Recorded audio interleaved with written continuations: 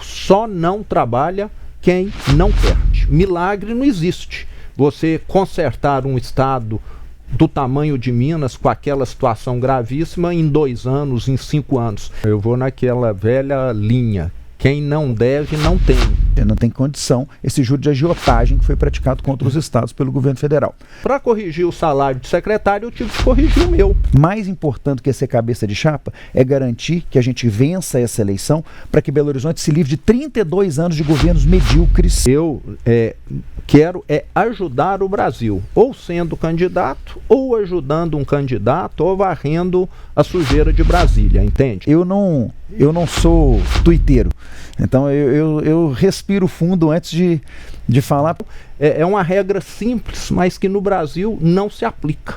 Aqui você precisa estar sempre distribuindo privilégio para poder ganhar cabos eleitorais. Se alguém me provar que eu sou um governador que custa mais do que o meu anterior, eu aposto aqui, eu pago R$100 mil. Se alguém me provar que eu custo mais do que o anterior. Os principais nomes do cenário político passam por aqui. Café com Política.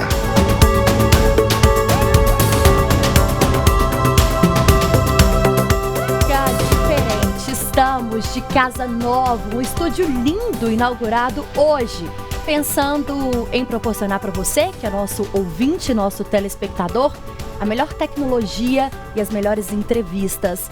A nossa casa ficou linda, né, Guilherme? Ficou muito bonito, Thalita. Prazer mais uma vez dividir uma bancada com você, agora absolutamente renovada e adaptada aos novos tempos, mas sempre mantendo o padrão de jornalismo de qualidade e a linha editorial que temos aqui na Sempre Editora, que é sempre a informação em primeiro lugar. E hoje com convidados importantes e acho que de uma maneira inédita o que temos por aqui hoje no nosso estúdio. Nós não poderíamos inaugurar o novo estúdio da FM O Tempo de forma diferente, de forma inédita, como você disse, Guilherme Brahim. Nós estamos recebendo no Café com Política de hoje o governador de Minas Gerais, Romeu Zema, e o vice-governador do estado, professor Matheus. Muito bom dia para os senhores, obrigada por essa presença nesse dia que é tão especial para a gente aqui na Sempre Editora, na FM O Tempo. Bom dia, Thalita, bom dia, Guilherme, para quem está nos acompanhando, um prazer estar aqui juntamente com o nosso professor Matheus, inaugurando esse estúdio tão bacana. Bonito mesmo, viu, gente? Guilherme, Thalita, governador. Eu dei uma espiadinha aqui na última vez que eu tive no Café com Política. Tava bonito, mas ficou mais bonito ainda agora que está pronto. E prometeu no ar, inclusive, que seria o nosso primeiro convidado e cumpriu a promessa junto com o governador. Acho que é importante a gente reforçar, né, Guilherme? Pela primeira vez nesses anos de governo, o governador Romeu Zema e o professor Matheus estão juntos numa entrevista e isso é motivo de muito orgulho para nós aqui na Sempre Editora, que carregamos sempre a ética, a informação, o jornalismo de qualidade como e em primeiro lugar sempre em tudo aquilo que nós fazemos diariamente e no Café com Política principalmente. Exatamente. Então quero uma consideração dos senhores, governador e vice, e escolham a ordem que quiser, por gentileza. Estamos aqui no espaço bem mais aberto para conversarmos. Eu queria uma consideração a respeito exatamente do papel de comunicação atualmente. Tanto o senhor governador quanto o vice-governador têm, por princípio, adotar as viagens ao interior de Minas e uma participação muito direta com o eleitor, mas nem sempre dá para fazer isso. Então, imagino que os canais de comunicação, as redes sociais, tenham um papel importante e lhe pergunto sobre mais esse que a gente está inaugurando aqui, o que pode contribuir de alguma maneira para ampliar ainda, para dar mais voz àquilo que o eleitor gostaria de saber, àquilo que o cidadão gostaria de saber. Bom, Guilherme, eu sempre falo que a imprensa, os meios de comunicação são o quarto poder, são um alicerce da democracia. Tanto é que em todo país autoritário, a imprensa, os meios de comunicação são sempre controlados pelo ditador, pelo tirano. Então, eu vejo que o trabalho de vocês é fundamental para dar transparência ao setor público, para fazer denúncias. E o papel dos meios de comunicação tem de ser considerado como essencial à democracia. Muitos escândalos, muitas correções que nós já tivemos no Brasil foi devido, muitas vezes, a algum trabalho iniciado dentro de um meio de comunicação. E por outro lado, né, governador, dificilmente a gente conseguiria que as pessoas soubessem o que a gente precisa discutir com elas efetivamente, acompanhar o dia a dia do governo, não fosse através dos meios de comunicação. E temas mais complicados, como é o caso, por exemplo, do nosso regime de recuperação fiscal, ou como é o caso da reforma tributária, para falar de um tema nacional, se não tivessem o tratamento jornalístico, não iam chegar nunca à ponta final, ao destinatário, que é o cidadão.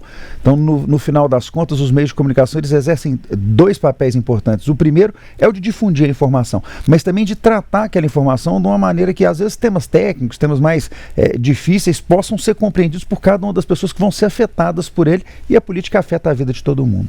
A gente costuma dizer aqui, governador e vice, exatamente, a gente fala muito sobre essa transparência que os senhores têm, principalmente quando estão com a gente aqui no Café com Político. Acho que a gente nunca teve uma tentativa negada de entrevista dos senhores aqui, qualquer que fosse o tema.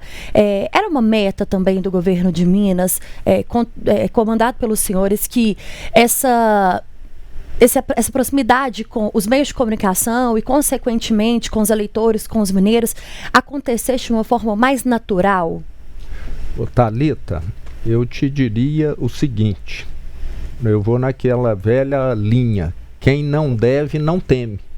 Então, um governo que dá total transparência, que não tem o que esconder, fica muito mais fácil até de você atender qualquer jornalista, concorda? Eu não preciso ficar pisando em ovos, não preciso ficar manipulando nenhuma informação. Minas Gerais, quando nós assumimos, de acordo com o ranking da Controladoria Geral da União, era o 20º estado em transparência da gestão pública. Hoje nós somos o primeiro. Então isso me dá, e dá também ao professor Matheus, um conforto muito grande.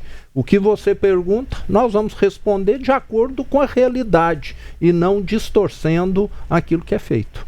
A imprensa ainda nos ajuda a manter uma meta do governador desde o primeiro mandato, que é a de ter proximidade com o eleitor, não é? Assim, Guilherme falou das viagens, né? O governador está sempre pelo menos 2 dias por semana no interior, e a minha tarefa que ele me deu foi de fazer o mesmo.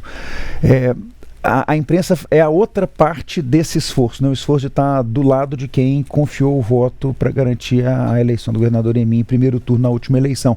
Então, a imprensa é a nossa forma de estar presente, inclusive na casa das pessoas, discutindo com elas os problemas no dia a dia. Agora eu quero começar a nossa conversa para tratar de finanças públicas e de economia aqui no Estado.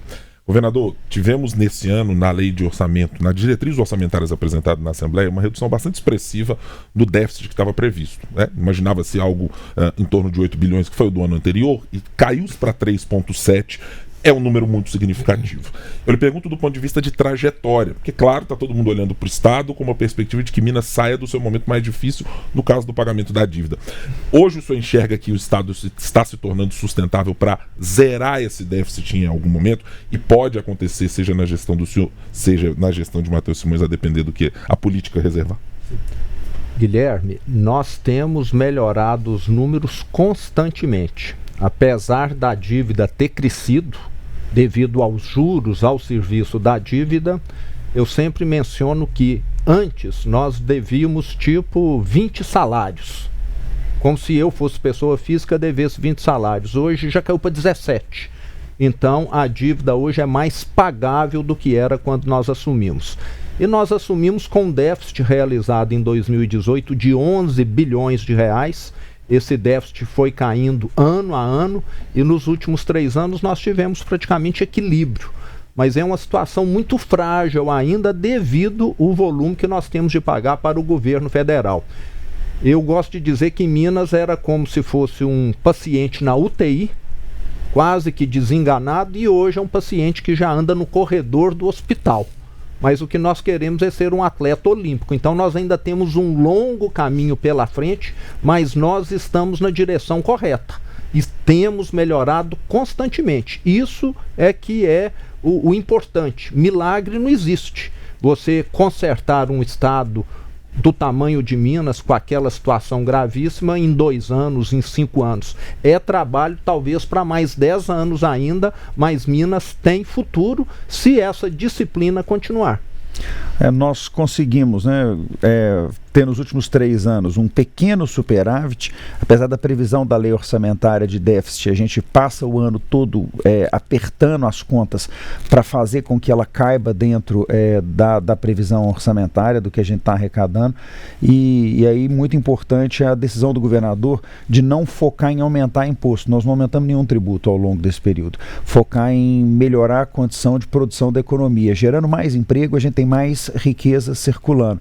Minas hoje comemora a situação de estado com menor índice de desemprego do Sudeste, situação de pleno emprego, considerada assim pelo governo federal, e na trajetória de leitura histórica de desemprego, o desemprego nunca foi tão baixo em Minas Gerais quanto ele é hoje em toda a série histórica de medida de desemprego no Brasil. Então, uma parte considerável da decisão do governo é não mexer na linha de aumento de arrecadação por aumento de impostos, mas ir equilibrando a conta pela lógica de melhorar a condição econômica que está acontecendo efetivamente. Eu lembro que numa das primeiras entrevistas que o senhor governador concedeu aqui para a gente na FM o Tempo, ainda Rádio Super, né, há alguns anos, o senhor falava muito sobre desburocratizar para que empresas chegassem. Depois essa começou também a ser o professor Matheus, quando se apresentava ali já no governo, e depois quando candidato e eleito, também falava disso, que era uma meta continuar desburocratizando o Estado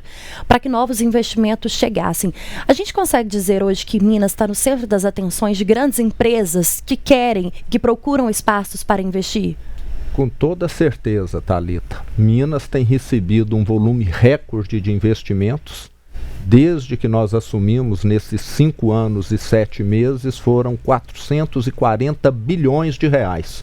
Para efeito de comparação, o governo anterior ao meu atraiu 26. Então nós saímos de 26 para 440. É um crescimento que dá o que? É 1000% que nós estamos falando aí. E a atividade econômica em Minas fica mais diversificada, dependendo cada vez menos da mineração, que é muito bom. Mineração tem data para acabar, pode ser daqui a 30 ou 100 anos, mas vai acabar. E nós precisamos ter um substituto. E além disso, temos hoje um estado que é sinônimo de credibilidade, porque quem investe aqui sabe que vai ter energia elétrica, que se nós comprometermos a realizar uma obra de infraestrutura para ter acesso, essa obra será realizada. E estamos agora caminhando para aquela marca que mais vai me dar orgulho no meu governo, que é 1 milhão de empregos formais gerados. Penso que até o final do ano que vem, ou início de 2026, nós vamos superar essa marca de 1 milhão de mineiros que conseguiram trabalho com carteira assinada. Isso faz diferença num país, num estado então nem se fala. É o que o professor Matheus falou. Hoje, na maioria dos municípios, nós temos pleno emprego. Só não trabalha quem não quer.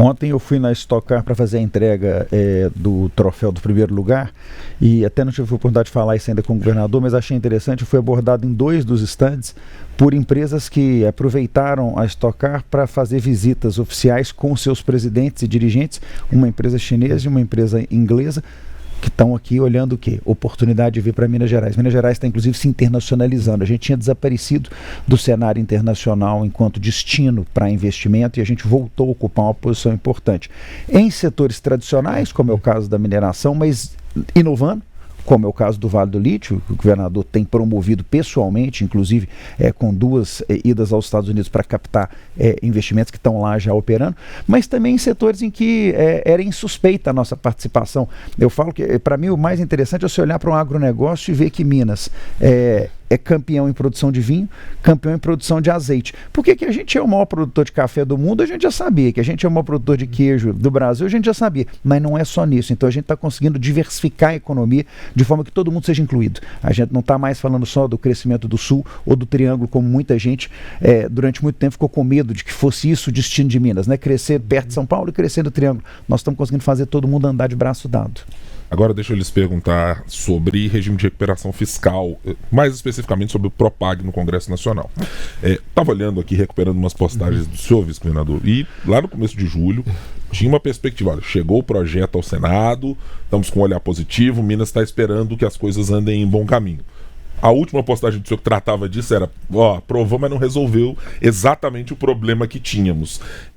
o que mudou nesse cenário, o que os senhores viram da aprovação, da maneira como foi no Senado, até ágil, diante do que se podia se esperar para os problemas que o Senado tem para resolver recentemente, mas não está de bom tamanho. O que está faltando ainda para ser uma proposta ajustada aos interesses e às necessidades de Minas? Eu acho, governador, se me permite, Guilherme, que a proposta está dentro daquilo que nós esperávamos. Poderia ser melhor? Essencialmente, sim, em 2 pontos. Ela não trata do passado. E nós hoje temos uma dívida de 160 bilhões de reais que começou com 16 bilhões. Se ninguém pegou empréstimo nesse meio do caminho, é sinal de que o juro estava errado, né, gente? Não tem condição esse juro de agiotagem que foi praticado contra os estados pelo governo federal. Mas o que é uma decisão política, inclusive uma exigência do governo federal, que a gente não mexesse no passado. Segunda coisa, a gente não vai conseguir ter aquele desconto para cada R$1 de federalização, 50 centavos de desconto que tinha sido discutido inicialmente. Ok, superados esses 2 pontos, o texto está sim dentro daquilo que a gente esperava. Ele é sim capaz de nos colocar nessa trajetória que o governador insistiu aqui agora mesmo, que é uma trajetória de recuperação do equilíbrio econômico de Minas Gerais. Nossa preocupação é o timing de tramitação agora na Câmara, porque a expectativa é que durante o período eleitoral não haja condição de discussão desse tema dentro da Câmara. Ele estava muito maduro no Senado, mas lá dentro da Câmara ele ainda é novidade, começando essa semana. E nós temos um prazo até dia 28, agora faltam 9 dias, para que a gente ou aprove uma alternativa ou vote aqui em Minas Gerais o antigo regime de recuperação fiscal. Nós estamos buscando, junto ao ministro Nunes Marques, uma audiência de conciliação com a União. Nossa sugestão até o ministro é que também sejam chamados Senado, Câmara e Assembleia Legislativa, para que a gente possa aguardar a votação do Propag antes de obrigar a nossa Assembleia a votar um tema que vai morrer se o Propag for aprovado. As pessoas às vezes não entendem por que eu fico tão aflito de obrigar os deputados a votar o RRF se não faz diferença, né? Por que não vota se não faz diferença? Porque para que eu vou gerar o desgaste para os deputados de votar um projeto se esse projeto morre na sequência com a aprovação do Propag e se eu já estou pagando a minha dívida? Eu só não vou render aqui não, mas eu fico bravo quando eu vejo alguém falando: Minas Gerais está buscando suspensão do pagamento da dívida. Minas Gerais já está pagando a dívida, nós já pagamos 2 bilhões de reais esse ano da dívida, nós já pagamos mais de 5 bilhões se a gente contar esse segundo mandato do governador. O que nós estamos querendo é só adiar a votação na Assembleia. Nós já estamos pagando como se estivéssemos no regime de recuperação fiscal, porque foi assim que o STF determinou que a gente fizesse e é assim que a gente gostaria de continuar fazendo até que o Propag seja analisado lá na Câmara. Mas acho que está em bom tamanho, viu? Respondendo a sua pergunta diretamente, se for aprovado desse jeito, não resolve a injustiça histórica praticada contra Minas Gerais, mas nos coloca na condição de devolver as contas para o trídio. A que nível, desculpa, governador, mas essa pergunta já vai para o senhor também, a que nível continua, em qual nível está hoje a preocupação, que os senhores já falaram com a gente aqui, inclusive em outras oportunidades no Café com Política, de não conseguir pagar mais um funcionalismo em dia, de impactar nas questões, nas finanças do Estado de forma direta, essa não resolução da dívida do Estado? Thalita, se nós tivéssemos de pagar na modalidade ordinária, que é o que vinha sendo feito até nós termos obtido a liminar alguns anos atrás, o Estado estaria com 3, 4, 5 meses de atraso do funcionalismo. E nós simplesmente não temos condição de pagarmos a dívida na modalidade prevista antigamente, que deve ser mudada agora, que é IPCA mais 4%. O IPCA mais 4 significa o quê? É como se uma pessoa todo ano tivesse de pagar a prestação da casa e todo ano a prestação subisse, além do reajuste salarial, mais 4%. Durante 1 ano, 2, 3, 4, 5, você vai tolerando, absorvendo aquilo. Mas chega num ponto que a prestação pode passar a significar metade, 70% da remuneração da pessoa. Isso acontece em 30 anos. Esses 4% ao ano fazem uma diferença gigantesca no longo prazo. E nós temos de lembrar que em 2015 e 2016 nós tivemos recessão. A arrecadação de Minas, em vez de subir, caiu. E a prestação com o governo federal só aumentou. A partir daquele ponto, o Estado passou a desandar. E o governo federal tem de entender o quê? 2 pontos. Não adianta ele quebrar vários estados. Além de Minas, nós temos Rio de Janeiro, Rio Grande do Sul, Goiás, que também enfrentam dificuldades. E, ainda por cima, depois ter de ajudar. é melhor você fazer alguma coisa para viabilizar. É o que se faz com empresa que está em recuperação judicial, é o que se oferece para a empresa que está totalmente endividada. Então é muito mais barato do que uma intervenção federal. E lembrando que Minas é um estado que manda muito mais recurso para Brasília do que recebe. Nós mandamos aproximadamente 150 bilhões por ano para Brasília e, pelo que eu sei, recebemos alguma coisa como 60, 70, a metade disso. Então o Brasil ganha com Minas Gerais como estado viável. Nós temos de entender isso. Como é que os senhores, governador e vice, encararam uma nova apresentação que foi feita pelo MP do TCU, questionando a participação de Minas dentro do regime de recuperação fiscal, fazendo uma vinculação ao reajuste salarial que foi feito e que está sendo popularmente dito, o reajuste dos 300%. O senhor viu alguma questão, ou os senhores viram algum ponto de vista que tenha sido político, ou a decisão, depois de lê-la, depois de acompanhado pela Advocacia Geral do Estado, ela é eminentemente técnica? Eu vejo que tem aí um fator político muito grande, viu, Guilherme? Nós temos de lembrar que esse reajuste que ficou tão famoso, né, ele foi feito para corrigir uma distorção. Imagine que na polícia militar um coronel ganhasse menos do que um tenente. Ele ia querer ser promovido a coronel? Não ia. Ele ia querer chegar até um ponto que ele falar, não quero ter queda. E no Estado, nós estávamos enfrentando uma questão que já estava há 20 anos sendo empurrada com a barriga, e eu, como eu disse, eu sou um governador que gosta da transparência.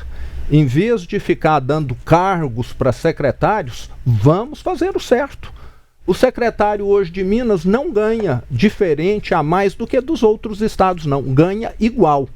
E antes nós tínhamos secretário do Estado, como o de Educação, que lidera mais de 200 mil funcionários, ganhando menos que um secretário de Educação de município pequeno. O que eu fiz foi corrigir. E para corrigir o salário de secretário, eu tive de corrigir o meu, porque o salário dele é vinculado ao meu.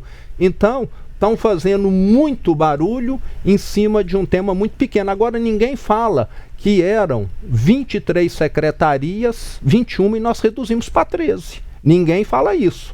Ninguém fala que o ex-governador tinha 32 empregadas pagas pelo Estado no Palácio e que eu moro na minha casa e não tenho nenhuma empregada. Se alguém me provar que eu sou um governador que custa mais do que o meu anterior, eu aposto aqui, eu pago 100 mil reais. Se alguém me provar que eu custo mais do que o anterior. Todo mês eu economizo. Além disso, eu fico tentando entender o timing, né? Porque nós estamos falando de uma discussão de 2 anos atrás. Agora ela aparece como se fosse um impeditivo para a adesão ao plano de recuperação fiscal. Tem, obviamente, um movimento político por trás disso, mas eu espero só que isso não tumultue a verdade, né? A verdade é que Minas Gerais entrou numa trajetória sob o governo do governador Romeu Zema de equilíbrio de contas. E tentar distorcer isso, fazendo populismo, com joguete de número, né? O governador estava chamando a atenção para o fato da diminuição do número de secretarias. E o fato de que nós não temos mais secretários que ocupem 4, 5 conselhos, como acontecia antigamente, que faziam uma complementação por fora da remuneração. Não estão lembrando disso? Porque nós tínhamos secretários do governo anterior que ganhavam mais de 150 mil reais. Basta procurar por mês. Basta procurar na imprensa aí. Nós não temos ninguém nem próximo disso. Os nossos secretários estão hoje com a remuneração que é dada a eles, que é uma remuneração menor do que a de um deputado, menor do que a de um desembargador, uma remuneração adequada para a atividade que eles exercem. Agora, não tinha cabimento eles estarem com o salário congelado há 20 anos, como eles estavam, por conta de a manobra populista que foi feita lá atrás, que trocou os reajustes dele por esses penduricalhos que iam sendo dados, que o governador hoje em dia não permite mais que aconteça. Os senhores imaginavam o impacto desse reajuste quando ele foi dado e agora nessa retomada desse assunto?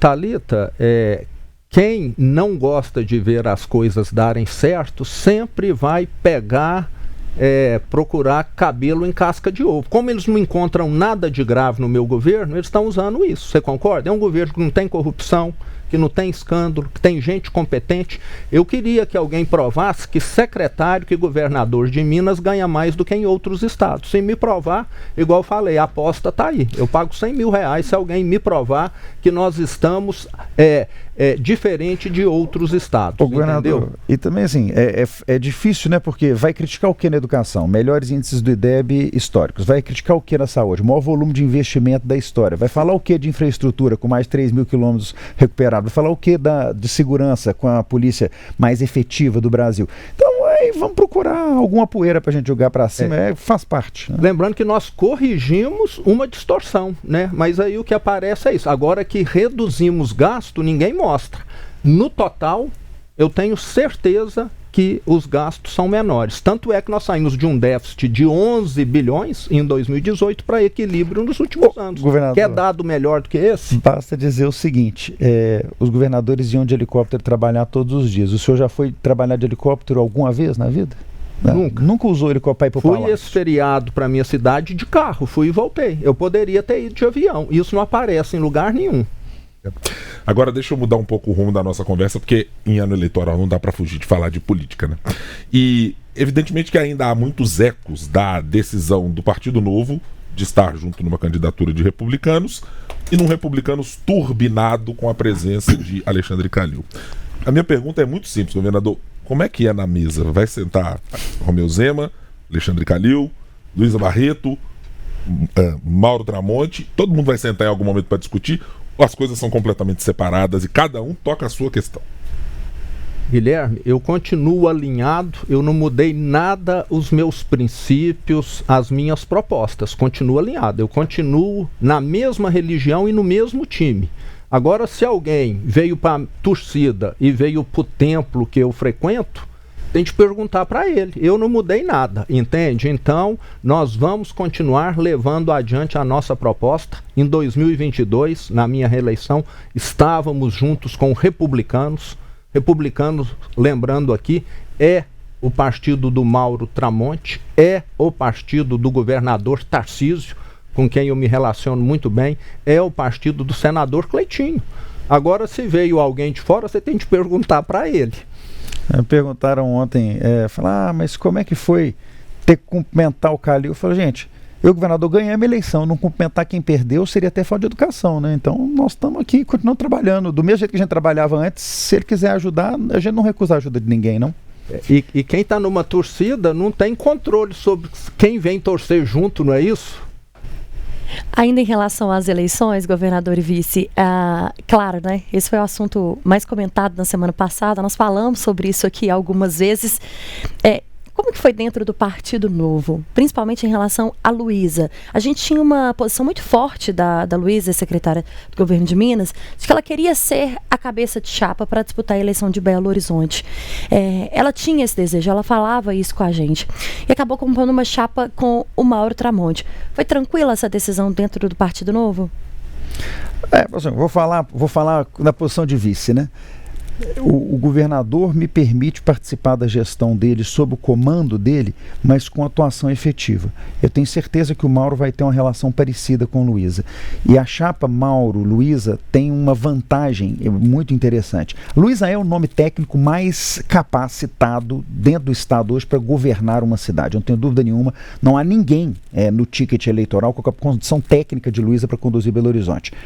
Mas Mauro tem uma capacidade de escuta, de empatia, por ter ficado mais de 15 anos à frente de um programa como o Balanço Geral, ouvindo os problemas da cidade no dia a dia, que Luísa obviamente não tem. A junção dessas duas coisas, a empatia do Mauro, a capacidade de conhecer e entender a cidade e a capacidade de realização de Luísa vão fazer diferença para Belo Horizonte. Mais importante que ser cabeça de chapa é garantir que a gente vença essa eleição para que Belo Horizonte se livre de 32 anos de governos medíocres que fizeram com que a cidade andasse para trás, caminhando na direção de uma esquerda não produtiva. A cidade é cada dia mais suja, mais feia, mais pobre, mais perigosa há 30 anos. E a gente quer quebrar esse ciclo. Os dois juntos vão ser capazes de fazer essa virada de momento histórico em Belo Horizonte. Teve uma manifestação específica, governador e vice, do Partido Novo na sua direção nacional.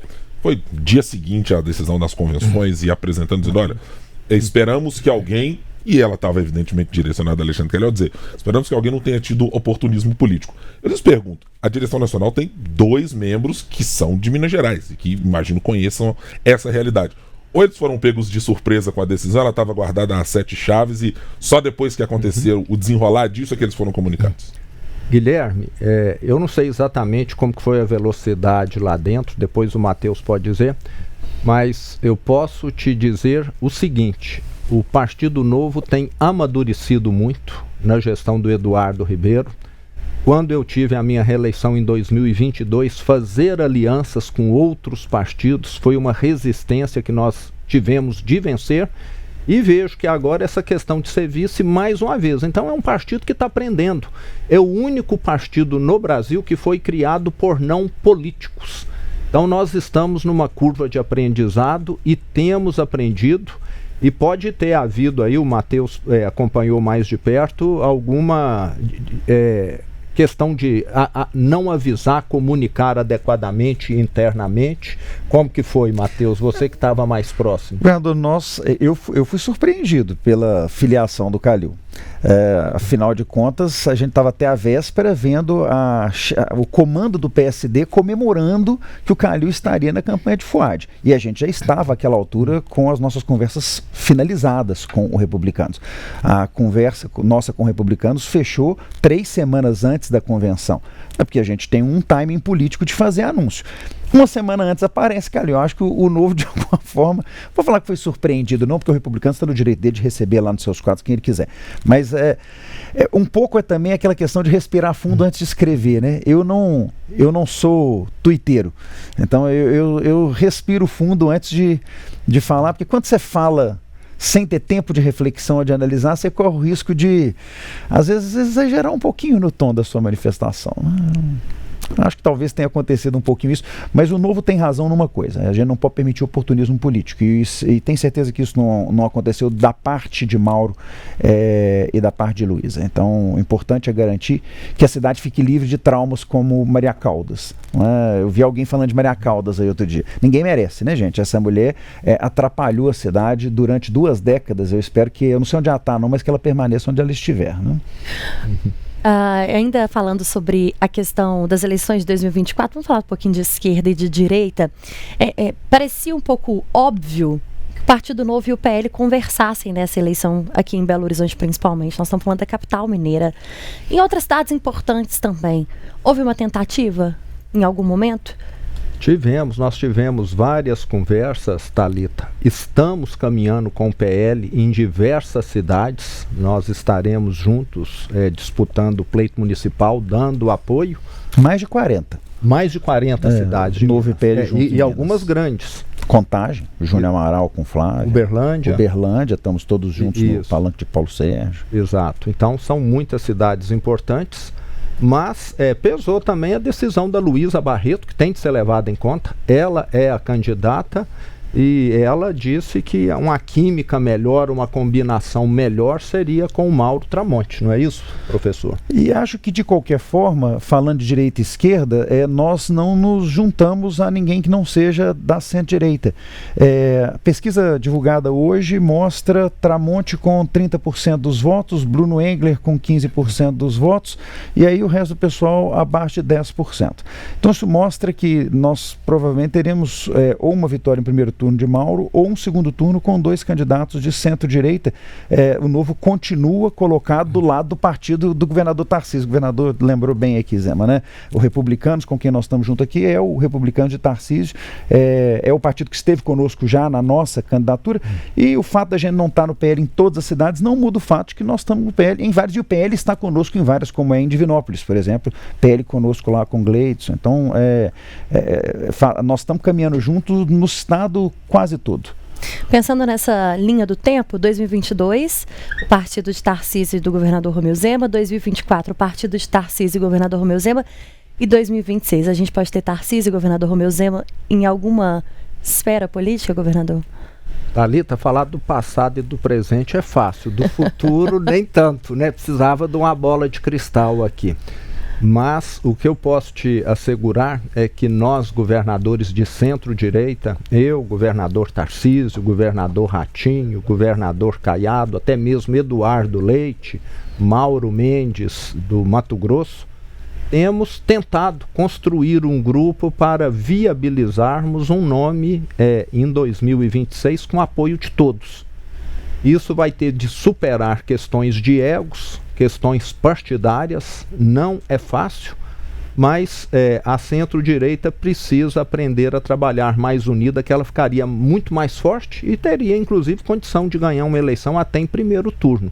Então, espero que esse trabalho continue e frutifique. E eu já falei que terá meu apoio incondicional. Eu quero ajudar o Brasil, ou sendo candidato, ou ajudando um candidato, ou varrendo a sujeira de Brasília, entende? Para mim, como foi para ser governador de Minas, eu quero contribuir, independentemente de como. Em nome exatamente desse ponto que o senhor mencionou e dessa mirada para o seu campo político, governador, o senhor descarta por completo a hipótese de se candidatar ao Senado, por exemplo, daqui a algum tempo? Legislativo não é comigo. Eu sou muito mais de fazer do que de falar, entende? Então eu não seria, na minha opinião, um parlamentar muito produtivo e acho que não teria paciência também de ficar lá. Lembrando que o meu histórico, eu fiquei 30 anos inaugurando lojas em todo o estado, em mais de 400 cidades. Meu negócio é pôr a mão na massa. Tem gente que gosta de debater, etc. Respeito, é necessário, mas eu gosto de fazer acontecer. O senhor gosta de pôr a mão na massa e de debater também, né, professor? Eu sou mais eclético, né? Eu tive minha passagem pela Câmara Municipal, que para mim foi importante. Agora, eu aprendo muito com o governador a respirar fundo antes, né? Porque no mundo parlamentar a gente está acostumado a responder, né? Na velocidade que veio, você devolve.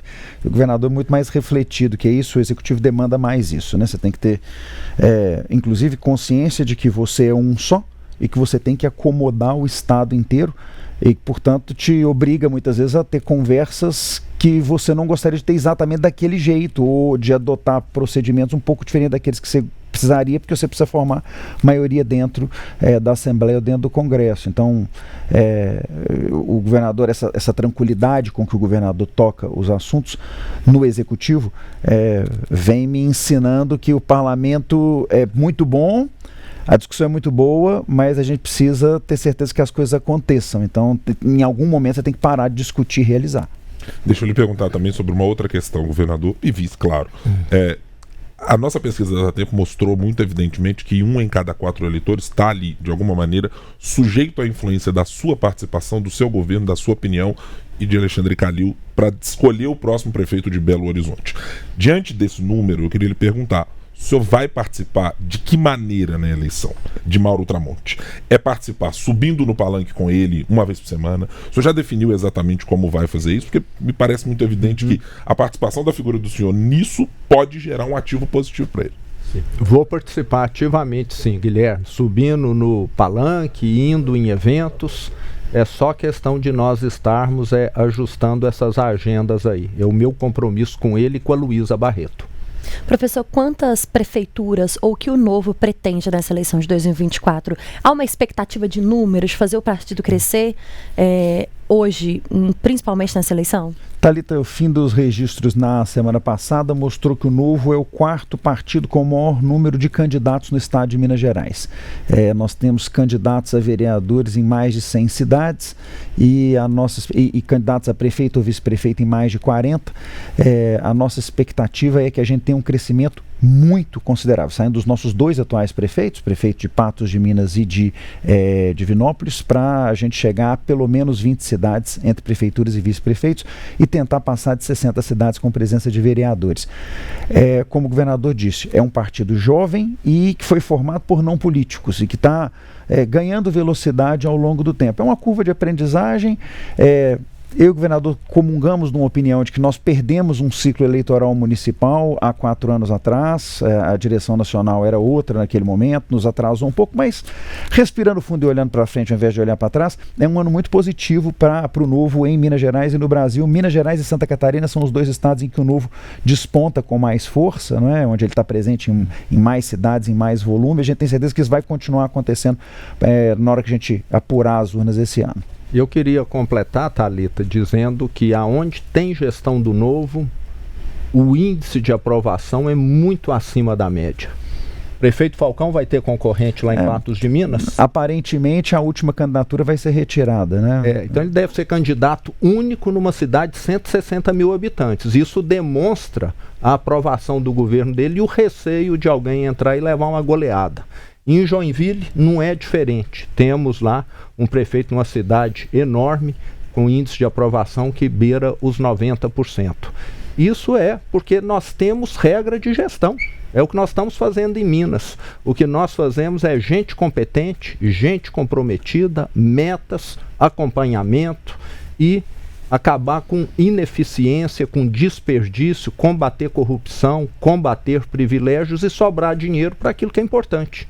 Educação, saúde, segurança pública, que recebem investimentos. Então, é uma regra simples, mas que no Brasil não se aplica. Aqui você precisa estar sempre distribuindo privilégio para poder ganhar cabos eleitorais. E nós temos quebrado essa regra, graças a Deus. É isso aí. E assim a gente agradece a participação do governador Romeu Zema, do vice-governador professor Matheus Simões. Sempre muito bom tê-los aqui hoje nessa edição especial do Café com Política. E é evidentemente que a gente já está mantendo os convites. Daqui a pouco a gente chama novamente para novas conversas por aqui com os nossos ouvintes, agora com os nossos internautas, com quem nos assiste muito mais. Muito obrigado pela presença, governador e vice. Eu é que agradeço, parabéns pelo estúdio e tenham aí ótimas rodadas de entrevistas com os candidatos, né? Vamos ter bastantes aí que eles tragam as suas propostas e que a população saiba fazer uma escolha para aquilo que será melhor para Betim, Contagem, Belo Horizonte, etc.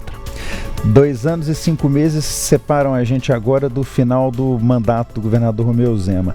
Eu só quero terminar dizendo que vocês vão continuar contando conosco ao longo desse período e que os mineiros aqui e em toda parte vão continuar contando com o trabalho de nós dois ao longo desse tempo, não olhando para o que a gente tem pela frente em 26, mas em agradecimento ao apoio que a gente já teve para garantir a eleição do governador em 2022. Tem muito trabalho ainda para ser feito, podem continuar contando com a gente 24 horas por dia, 7 dias por semana, né, governador? Exato, temos muito o que fazer ainda e vamos continuar fazendo.